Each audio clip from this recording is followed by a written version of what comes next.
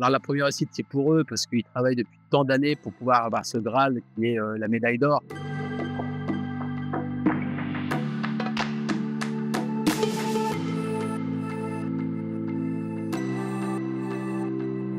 Ma plus grande fierté aujourd'hui, c'est d'avoir imaginé un club pas comme les autres, parce qu'on est un des rares clubs, voire le seul club peut-être au sûr en France et en Europe, voire au-delà de l'Europe, à être structuré avec 2 sections handisport et 2 sections valides. Si la particularité du club, c'est que on prône l'inclusion, mais aussi on prône le rapport égalité femmes-hommes, parce qu'on a dans notre club une section féminine futsal valide. Il y a que de bons moments parce que dans une vie d'équipe, il n'y a pas de mauvais moments. Il y a des moments où il faut apprendre plus de leçons. Il y a d'autres moments où tu t'éclates un peu plus. Respect, partage et l'union. Il y a une valeur aussi qui est vraiment importante, ça c'est le respect des aînés. Les aînés aussi, ils nous retournent l'appareil. Les plus âgés sont à l'écoute, ils nous donnent beaucoup de conseils. Et nous, la jeune génération aussi, on essaie de suivre un peu leurs pas afin de faire ce qu'eux ils ont pu faire dans leur carrière. Le vrai défi, c'était de lancer le club.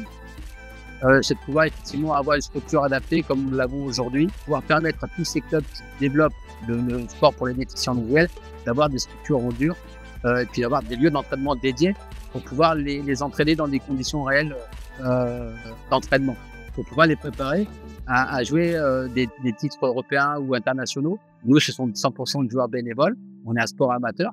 Moi, j'aimerais que ce sport soit professionnalisé. La grande difficulté pour un club aujourd'hui, c'est de pouvoir se développer, de leur permettre d'avoir les infrastructures, les équipements, mais tout ça, ça coûte cher. Faire un championnat de France, une Coupe de France, partir à l'étranger, c'est un coût pour un club. Et ça, sans partenaire aujourd'hui, ça marche pas. Et moi, je remercie encore une fois tous nos partenaires privés qui nous accompagnent chaque année depuis la création de ce club.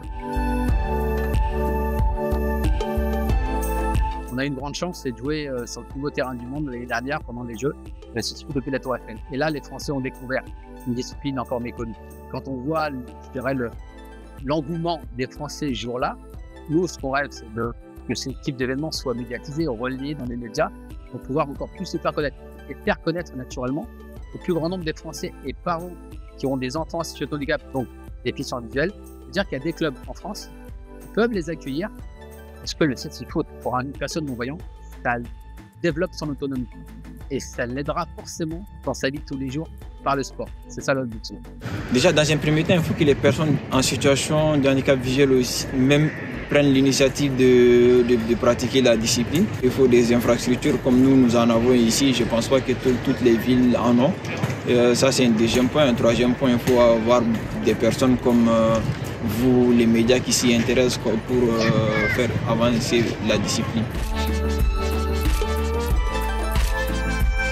Alors la première réussite, c'est pour eux parce qu'ils travaillent depuis tant d'années pour pouvoir avoir ce Graal qui est la médaille d'or. Une réelle reconnaissance aux clubs locaux.